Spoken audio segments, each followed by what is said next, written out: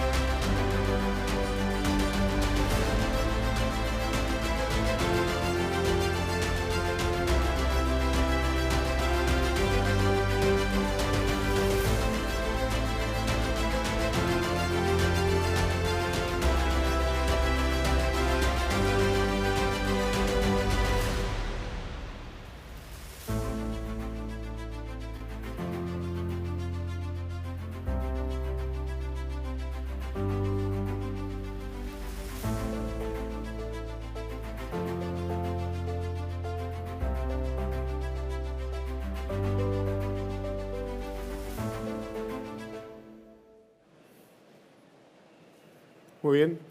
Bueno, pues empezamos. Yo creo que la primera pregunta que os quería hacer, primero a Carlos, es mirando un poco la vista atrás, ¿no? Desde hace 30, 35 años vivimos un ciclo de defensa con la creación del Eurofighter y yo creo que hay analogías con la situación que vivimos ahora. Entonces, la primera pregunta para Carlos es ¿cómo ha contribuido Defensa ITP en la creación de ITP Aero? ¿Cómo estamos posicionados hoy en ITP Aero en defensa? Muy bien, pues bueno, primero muchas gracias a Álvaro, gracias a todos y Miguel Ángel por estar aquí.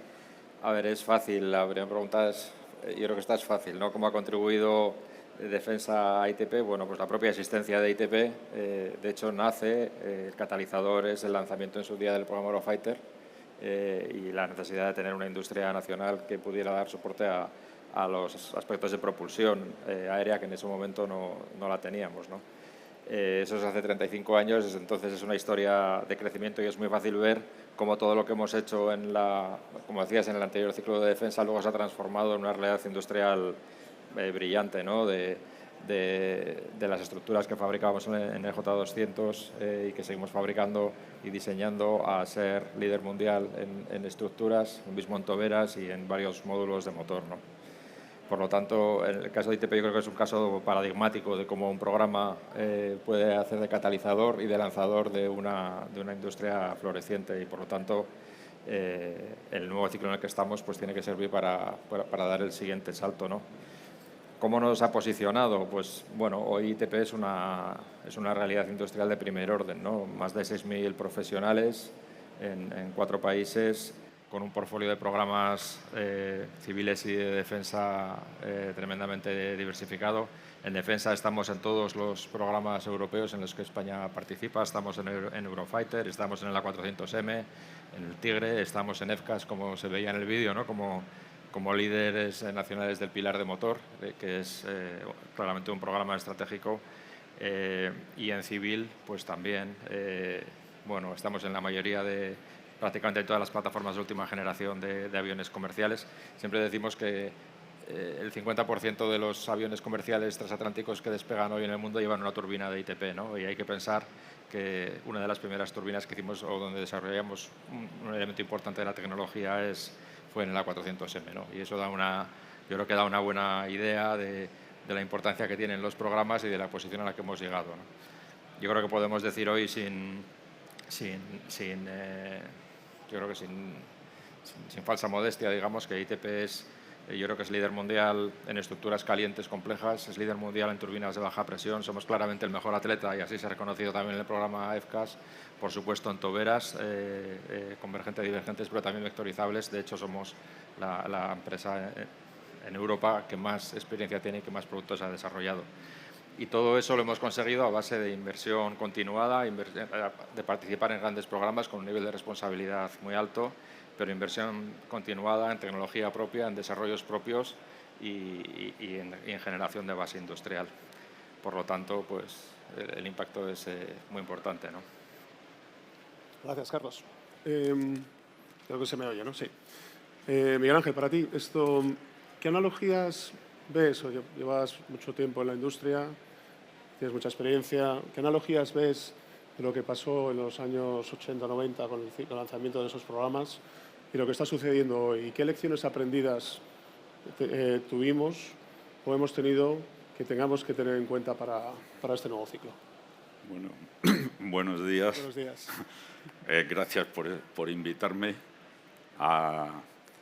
por matizar. Yo no soy un experto, yo soy un ingeniero, que he tenido la suerte de pasar por muchísimos programas y al final lo que queda es pues, que eres ingeniero. Eres una cosa en un momento dado, después eres ingeniero. Expertos hay muchos, yo me considero ingeniero. Yo creo que lo que pasó en los años 80 es que vivimos una época en la que hubo una inversión muy fuerte. Había muchísimos programas. La verdad es que programas de defensa tuvimos unos cuantos. Tuvimos el programa FACA, tuvimos el programa Eurofighter, que fue tractor. Pero es que luego hemos tenido otros programas civiles porque en aquel momento vivíamos todos los Airbuses, el A320, el A330, el A340, el A3XX, el SAP 2000, el CASA 3000, el Dornier.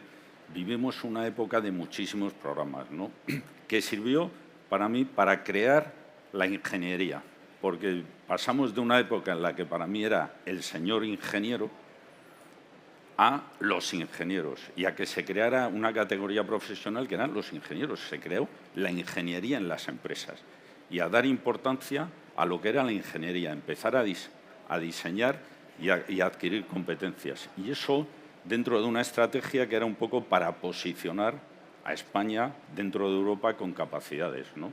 Y fue un periodo, además, donde surgieron, se especializaron varios sectores. Surgió ITP, por ejemplo, porque fue una segregación y se dijo vamos a crear una empresa de motores.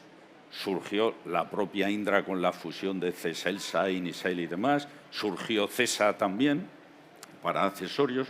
Luego fue una época también de especialización, de grandes inversiones. Hubo todo el desarrollo de los materiales compuestos que se hicieron, el plan tecnológico aeronáutico, el primer plan tecnológico aeronáutico. Entonces, hubo una época que, la verdad, se hicieron muchísimas inversiones con un sentido, una motivación muy clara: potenciar nuestras Fuerzas Armadas y posicionar a la industria, ¿no? Y además sacando consecuencias muy importantes de todo lo que era el programa FACA. Yo me acuerdo de las cosas más variopintas, pero sirvió para adquirir mucho conocimiento. ¿Qué es lo que podemos comparar ahora en la que se habla que va a haber inversiones? Vamos a ver si realmente tenemos todas estas inversiones que se nos prometen, ¿no? Pues yo creo que pasan varias cosas. Una, que en los 80 yo tenía pelo, ahora ya no tengo pelo. No sé si eso es bueno, pero no hay mucha analogía. Yo creo que ahora lo que prima es lo que nos lleva diciendo la secretaria de Estado constantemente. Ahora lo que buscamos es la soberanía tecnológica en este país y la autonomía estratégica en este país. Entonces, ese es el leitmotiv ahora mismo que nos debe mover en este nuevo ciclo de inversiones. Y además, con todo esto, asegurar que nos mantenemos como líderes dentro del sector de la defensa, ¿no? ¿Lecciones aprendidas? Pues si cogemos lecciones aprendidas de todo esto, primero, la inversión en I+D y en tecnologías. Sin eso no vamos a ningún lado. Hay que invertir para adquirir capacidades, tener conocimiento, pero también para tener producto. Tenemos que tener producto. Podemos tener ingenierías muy buenas, pero también hay que tener un producto que vayamos fuera, porque va a ser necesario, lección aprendida, vamos a tener programas europeos, programas de cooperación, y tenemos que ir allí con un producto. Si vamos diciendo que tenemos el conocimiento, nos van a decir como los demás, pero tenemos que tener producto que sea multiprograma, que sea vendible. ¿Qué hemos aprendido también? Pues que las Fuerzas Armadas y la industria tenemos que ir alineados y de la mano en lo que se quiere hacer. Las inversiones de tecnología tienen que ir pensando también en lo que van a necesitar las Fuerzas Armadas. ¿Qué más? Programas europeos, porque cada vez los programas son más complejos y se necesita de todos los países.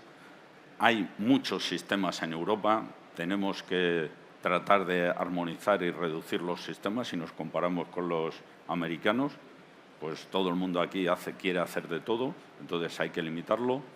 ¿Qué más? Internacionalización, exportación. Hay que exportar y ser internacionales, que eso también nos ayudará para Europa. Casos como el MRTT, que fue un programa lanzado sin la participación de tu cliente nacional, es muy raro. Lo lógico es que tu cliente nacional te dé un programa, lo desarrolles y a partir de ahí lo exportes. Y eso para mí también es fundamental. Más cosas, es que se pueden sacar muchas. El tema de la supply chain y de ser empresa tractora. Y eso lo estáis viendo vosotros como ITP de empresa tractora. Hay que ser una empresa tractora dentro del país y diversificar entre el resto de empresas. La financiación, podemos hablar de financiación todo lo que queramos, que además hay que ver ahora cómo se van a financiar los PEAs, ¿no? Porque uno de los temas que hay que conseguir es que el cash flow el flujo de caja sea positivo. ¿Cómo se van a financiar los programas? Eso es una lección importante. Hasta ahora hemos usado el Ministerio de Industria. Ahora se habla de si el Ministerio de Industria va a poder ayudar o no va a poder ayudar. Si va a estar metido dentro de los presupuestos, hay que asegurarse de que la financiación pueda cubrir todos los proyectos en los que vamos a estar involucrados y que va a estar involucrada la industria. Entonces, bueno, como lecciones, un poco unas ideas, ¿no? Por no enrollarme más. Muy bien, muchas gracias, Miguel Ángel. Si tienes alguna más, luego te los cuentas en la siguiente pregunta ya la hilas. La siguiente pregunta para Carlos es, tenemos por delante un nuevo ciclo de inversiones de defensa. Se habla en España de 10.500 millones más de ampliación, subida al 2%. Yo creo que va a haber presión también en Europa para que ese 2% vaya incrementándose. Parece que es estable. Entonces, ¿cómo debe afrontar la industria y cómo debe afrontar ITP Aero, en particular, ese nuevo ciclo? ¿Qué retos y objetivos debemos plantearnos como industria? Bueno, pues a ver, yo primero bastante de acuerdo con lo que decía Miguel Ángel ahora, pero igual vuelvo a eso ahora, ¿no? O sea, tenemos una situación, yo creo que única y muy buena, ¿no? Tenemos un cliente, un Ministerio de Defensa que primero está dispuesto a invertir y segundo también tiene una serie de necesidades operativas y también una serie de ambiciones, decía, en cuanto a soberanía tecnológica, en cuanto a independencia nacional, en cuanto a desarrollo de la industria nacional, de manera global, no solo los tractores, sino el ecosistema entero. Y yo creo que eso es la primera cosa que la industria tiene que acompañar, ¿no? Luego, por lo tanto, lo primero que tenemos que hacer desde ITP es comprometernos a acompañar en ese viaje a las necesidades del país, ¿no? Pero comprometernos, yo diría, con un nivel de ambición importante. Y la ambición tiene que ver, por ejemplo, con el tener producto propio, tiene que ver con tener tecnología propia. Yo creo que efectivamente una de las lecciones aprendidas, yo creo que aprendida con éxito, pero claramente una de las cosas que hemos, digamos, una de las ideas básicas es estamos en el mercado en la medida en que tengamos un producto que ofrecer, que tengamos una ventaja competitiva. Y eso tiene que ver con tener capacidades tecnológicas, no solo conocimiento, sino conocimiento aplicado y base industrial como para generar productos que alguien pueda necesitar y que pueda usar.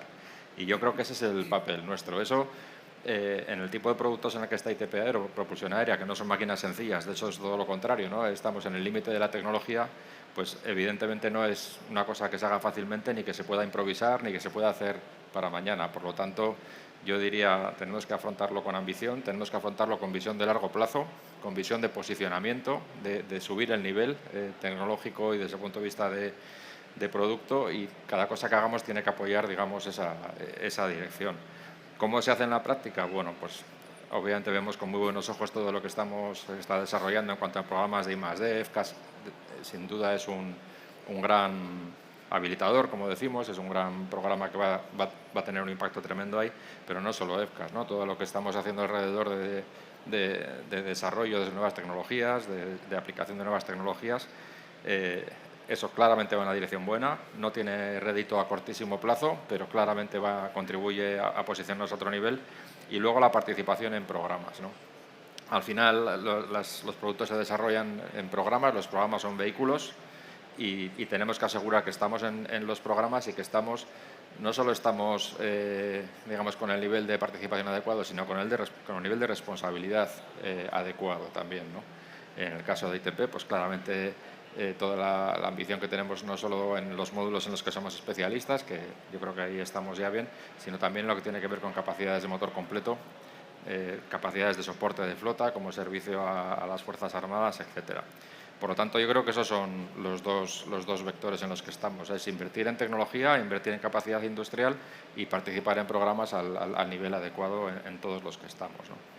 Y eso es lo que va a hacer que vayamos subiendo el nivel de capacidades de la compañía y de la industria, ¿no? Yo creo que ITP, el concepto de industria tractora lo tenemos muy asumido. De hecho, por ejemplo, en FCAS tenemos un ecosistema entero de compañías nacionales que participan con ITP y de lo cual estamos muy orgullosos y que, por otra parte, necesitamos, porque es imposible que nadie pueda hacer toda la tarea que hay que hacer de manera aislada, ¿no?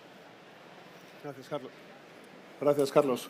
Miguel Ángel, la misma pregunta. ¿Qué retos debe afrontar la industria el nuevo ciclo? ¿Qué retos, desafíos tiene?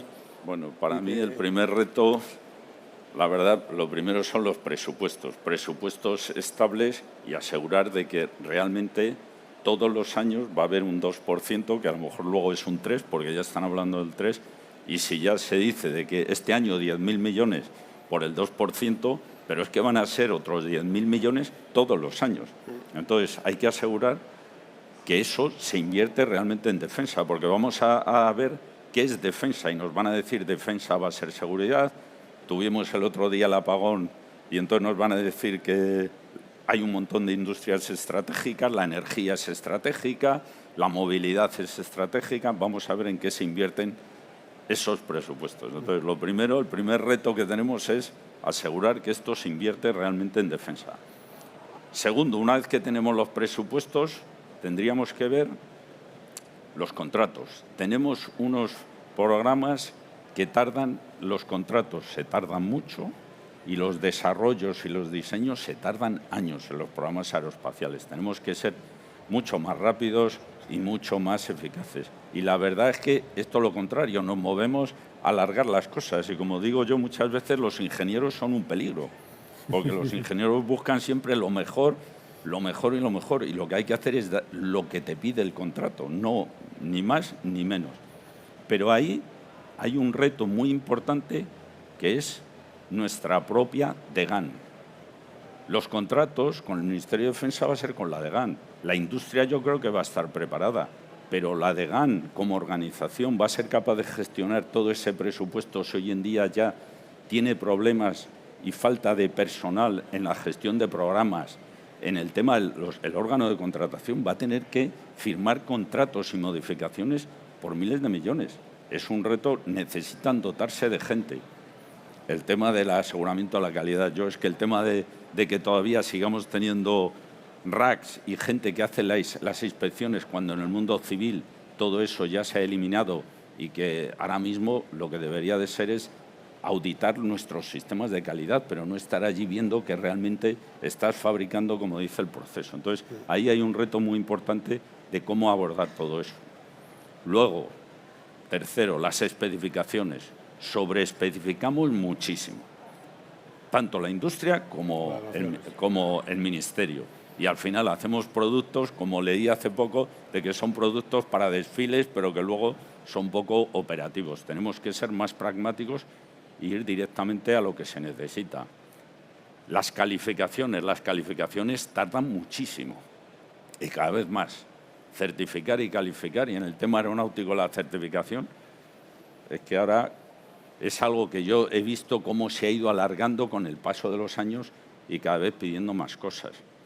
Pero luego, más retos. Tenemos que ir a Europa y tenemos que ser líderes en programas europeos. Queremos ser líderes, no estar en Europa y que el líder sea el francés y sea el alemán, sino que el líder sea España y empresas españolas. Y eso hay que tener también mucho cuidado cómo se firman los consorcios y los acuerdos, porque normalmente España suele ir la última.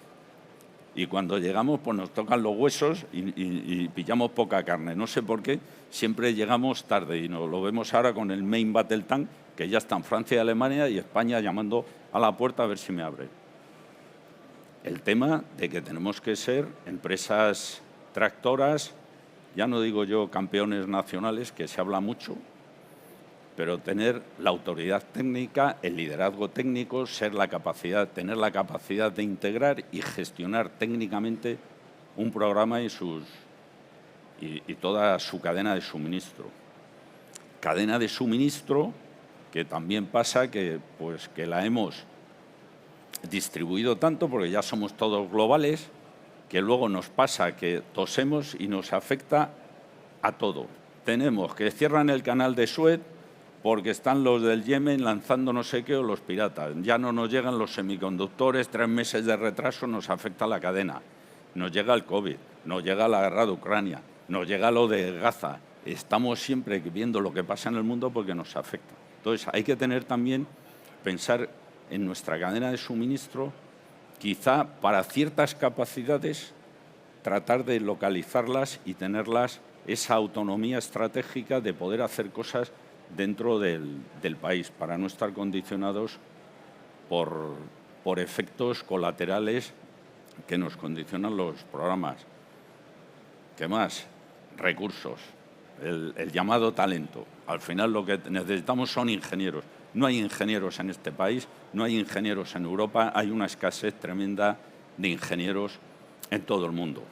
Hacen falta ingenieros. Y aquí tenemos una solución muy fácil. El 50% de la población son mujeres.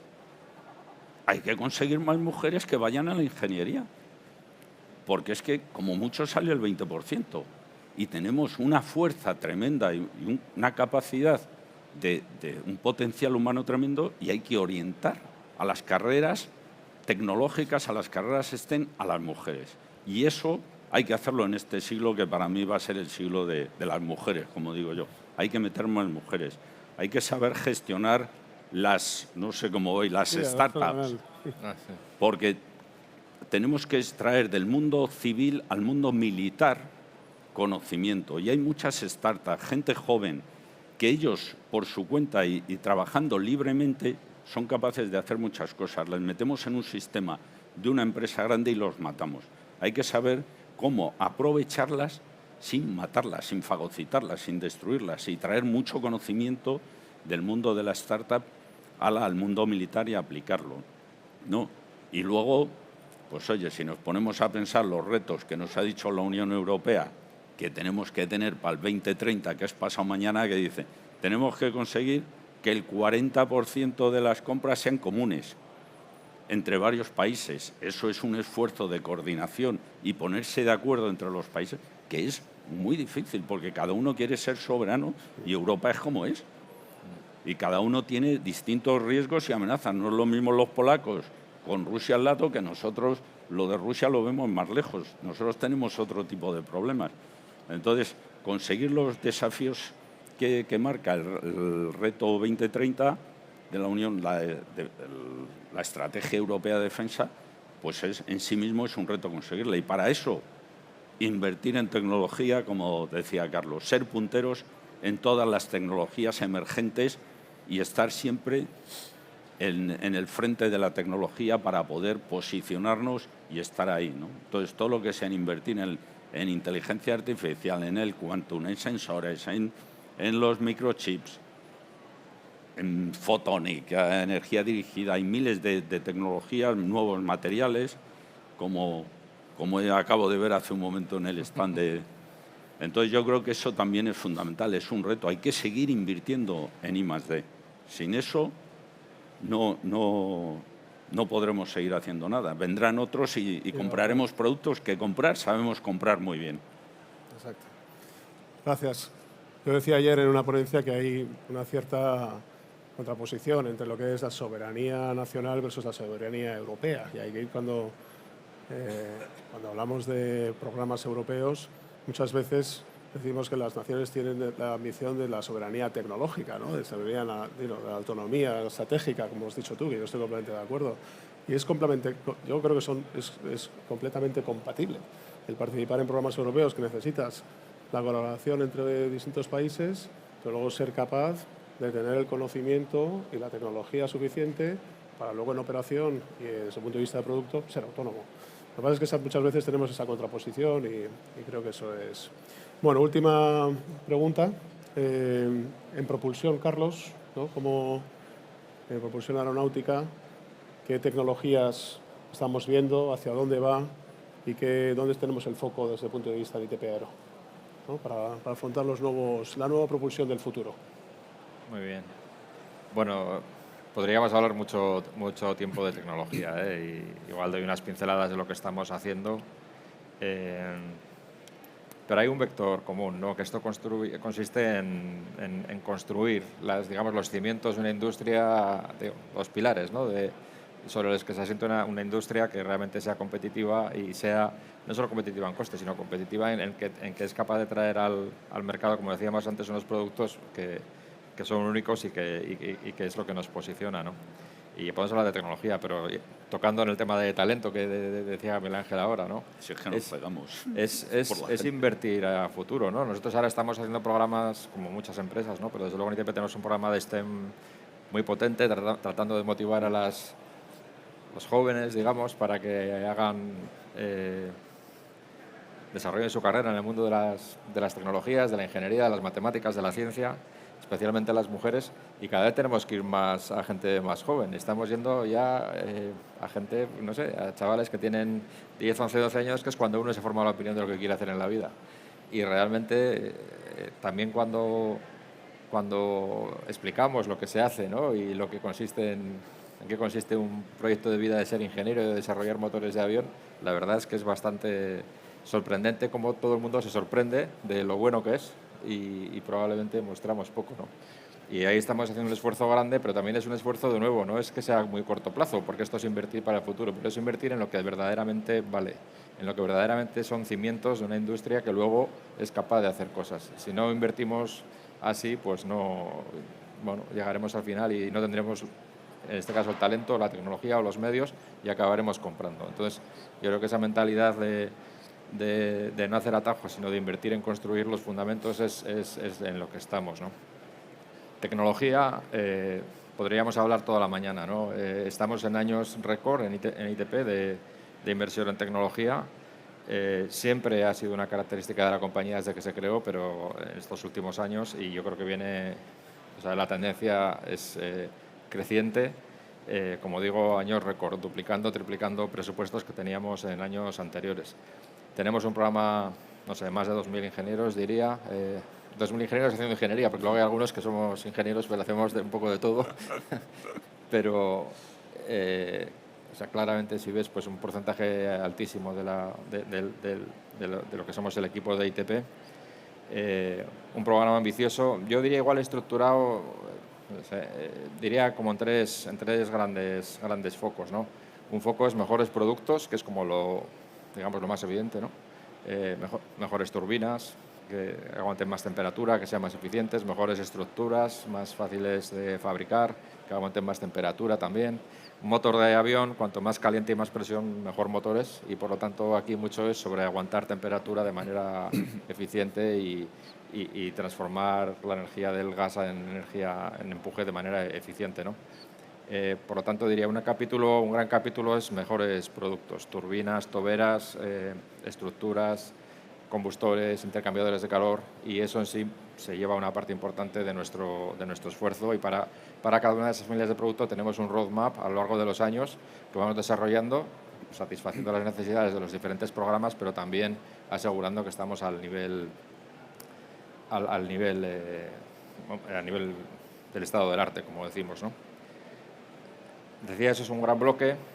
Yo veo otro bloque igual, déjame que diga por debajo, que son más tecnologías básicas, desarrollo de nuevos materiales, como los que estabais viendo en el stand. Aquí tenemos pues, materiales compuestos, materiales más avanzados que tienen mejores propiedades y que se desarrollan específicamente para la aplicación en propulsión aérea y que nos den una ventaja competitiva.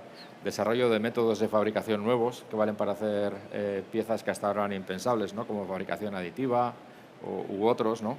Y igual destacaría ahí la inversión que hemos hecho. Justo hemos inaugurado hace 2 meses un nuevo centro especialmente dedicado exclusivamente al desarrollo de tecnologías de fabricación, que le llamamos AFMIRE, y que es una inversión de más de 24 millones de euros que hemos hecho exclusivamente dedicado a, como digo, esto no es una fábrica, aunque si la veis tiene máquinas, pero es un centro de desarrollo y aplicación de tecnología de fabricación, para que otras fábricas puedan fabricar lo que hasta ahora decíamos que es imposible. Entonces, decía, las tecnologías básicas, todo lo que tiene que ver con simulación, capacidad de simular digitalmente antes de empezar a hacer experimentación.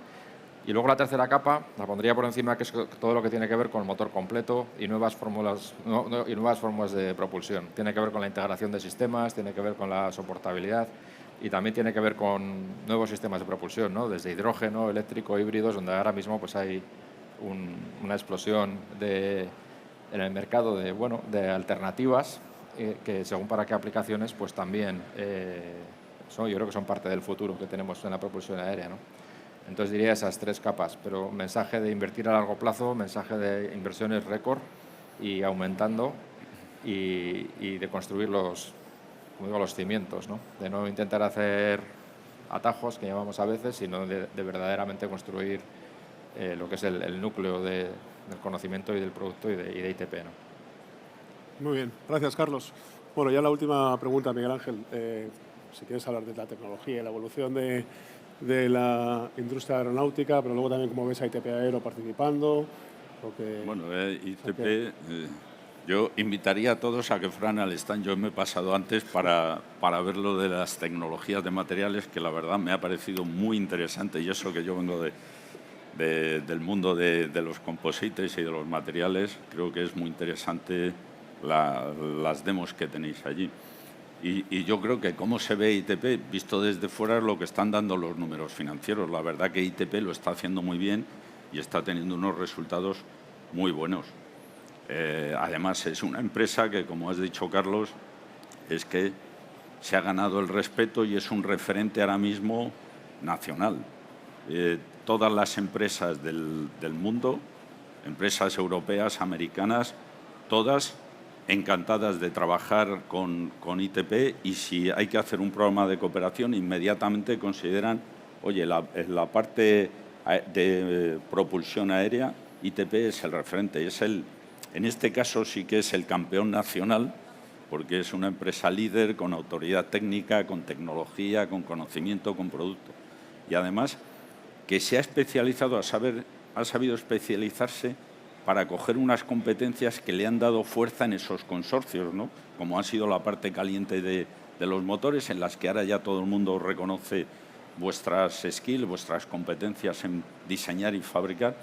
Entonces lo ha gestionado muy bien y se ha posicionado muy bien, ¿no? Y encima tiene una capacidad ahora de inversión tecnológica, de programas tecnológicos, para seguir trabajando en tecnología, ¿no? En todo el tema que has comentado de materiales. Es increíble lo que estáis haciendo, pero no solo en eso, sino tiene la capacidad para todo el tema de nuevos desarrollos en todo el tema fluido dinámico que hay dentro del motor, que es siempre muy complejo, todo el tema de nuevos materiales, todo el tema de motores de otro tipo, más pequeños, tipo los motores para dron, donde hay un mercado o va a haber un mercado muy grande, entrar en otras zonas de los motores, porque además de la zona caliente hay tecnología para entrar en la zona fría. Entonces yo veo que ITP lo está haciendo muy bien y tiene un programa tecnológico y un plan de crecimiento tecnológico muy bueno. Así que, en resumen, yo lo veo pues con un futuro muy bueno, muy prometedor, espectacular. Claro ejemplo de empresa que tiene soberanía tecnológica, no tiene que ir por ahí a mendigar, sino que la tiene y que aporta la autonomía estratégica que requiere nuestro país, porque en esos productos tiene la capacidad de poder luego modificarlos, cambiarlos, adaptarlos, mantenerlos, y con una capacidad end-to-end desde el diseño hasta el soporte en servicio. Por lo tanto, yo recomiendo ir a ver el stand, y como no se pueden comprar acciones de ITP porque las tiene Bain Capital, pues nada, no podéis comprar acciones.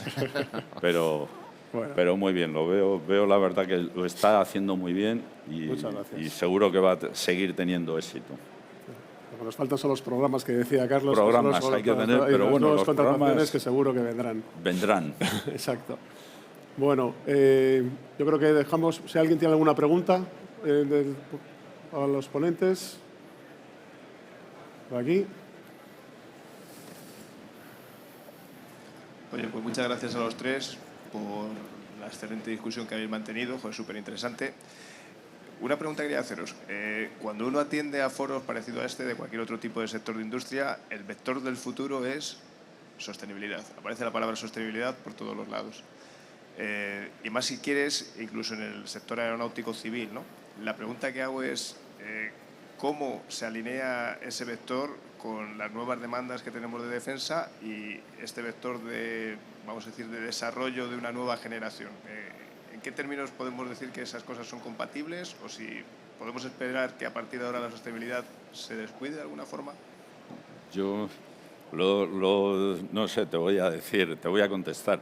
Hombre, aquí con el tema del ESG y la sostenibilidad ha habido mucho debate y a lo mejor ahora con Trump, que si el woke ahora está de capa caída, yo creo que la sostenibilidad y las tecnologías verdes las vamos a seguir es algo necesario. Eso no quiere decir que ahora podamos gastar más combustible, todo lo contrario. La tecnología que va a hacer ITP va a ser para mejorar el consumo de combustible, porque si mejoras el consumo vas a vender más. Luego, tu cliente, el operador del avión y que busca una propulsión, lo que va a querer es ahorro de combustible. Y eso es sostenibilidad, pero luego ahorro en costes, mejora de la productividad y la eficiencia y ahorrar más, ser más sostenible. Entonces yo creo que la sostenibilidad va a seguir estando presente en el mundo de la defensa, por lo menos yo la veo, y en el tema de la propulsión es que el consumo es factor clave. Menor consumo, vas a vender muchísimo más, y es todos los motores, las plantas de potencia, lo ves, que si hago el Neo, que si hago el tal. Y ahora tenemos el A321XLR, que es ya cruzando el Atlántico, algo que parecía imposible. ¿Por qué? Porque ahora las nuevas plantas de potencia lo permiten. Entonces yo creo que va a estar, no hay que olvidarlo. Sí, sí. En ese sentido también estamos probando pues plataformas militares con SAF también. Entonces, bueno, yo creo que el camino se está empezando a andar, y como decía Miguel Ángel, todo lo que hacemos es para... Peso, reciclable, hay que reciclar y todo, Exacto. Eso tiene que estar presente en el diseño. ¿Tenemos tiempo para una más? O sí, una última, venga, gracias. Sí, ¿me escucháis? Sí, vale. Venga, muchas gracias. Yo creo que, un poco como me contabais de tener productos, tener programas, inversión y más de... A mí me preocupa un poco lo que habéis comentado, el tema de la DGAN como organismo gestor de contratos. Entonces, voy a hacer un poco una pregunta. También un poco cómo lo hacen otros gobiernos con mucho gasto de defensa, sea americano, sea inglés, sea francés. Desde la industria, ¿cómo podemos colaborar con el Ministerio de Defensa de una manera factible para que todo fluya? Porque si no fluye, va a ser muy complicado, ¿no? No sé si tenéis una foto de cómo maneras que desde la industria se pueda apoyar a la DGAM en esa gestión, en esos procesos que son cuellos de botella y que no fluyen. Y ahora tenemos que, en el pasado hubo mucha inversión, no sé si orgánicamente era más grande, no lo desconozco, si era más grande que ahora, no lo sé. Pero desde vuestro punto de vista, ¿hay alguna forma que la industria podemos apoyar a la DGAM en esa tarea? Gracias. La verdad que el tema de la DGAN da para otra mesa redonda, ¿no?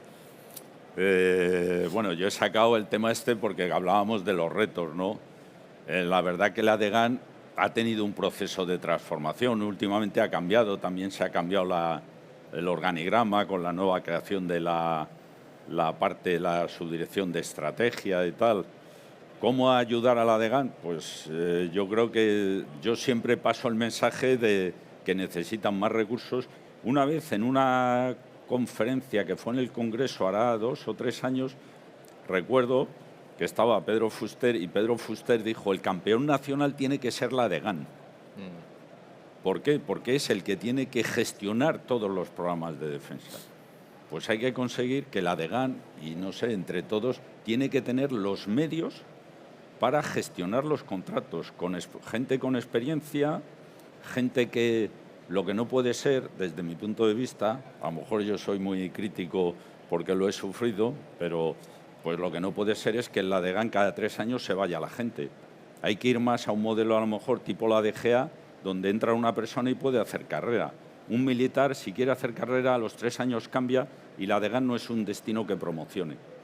Prefieres como coronel irte a un cuartel, no irte a la DGAN. Hay que cambiar de que en la DGAN, como ministerio, se puede promocionar y se puede crecer. Y entonces yo creo que hay que dotarla de medios, de capacidades.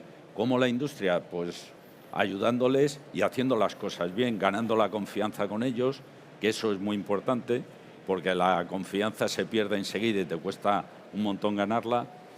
Es un tema que se escapa de este foro de la industria, ¿no? Yo añadiría creo que recursos y proceso. Porque desde el punto de vista de proceso, ¿qué vas a hacerlo?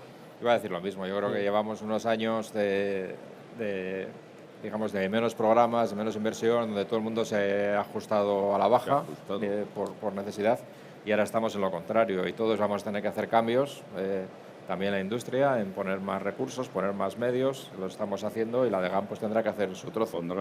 Y mientras colaborar, que entre todos, pues cuando tengamos una carencia, pues apoyar para que eso no impacte, ¿no? Pero yo creo que en eso estamos, y bueno, yo diría que la relación es excelente, los intereses están perfectamente alineados, y ahora es cuestión de que es una tarea grande que tenemos que acometer entre todos. Nos tendremos que adaptar y volver a poner los recursos donde hacen falta, y poner los medios, y poner los procesos, las eficiencias. Si hay presupuesto, pues lo tendrán que poner. Claro. Hay que conseguir que tengan presupuestos plurianuales, que puedan meter más gente, que lo harán, pero hasta ahora es lo que tú dices. Se cayó el muro, no había programas, cada vez menos, pues han ido ellos también recortando. Claro. Muy bien. Pues nada, muchas gracias por venir y gracias por participar en la mesa. Por invitarnos.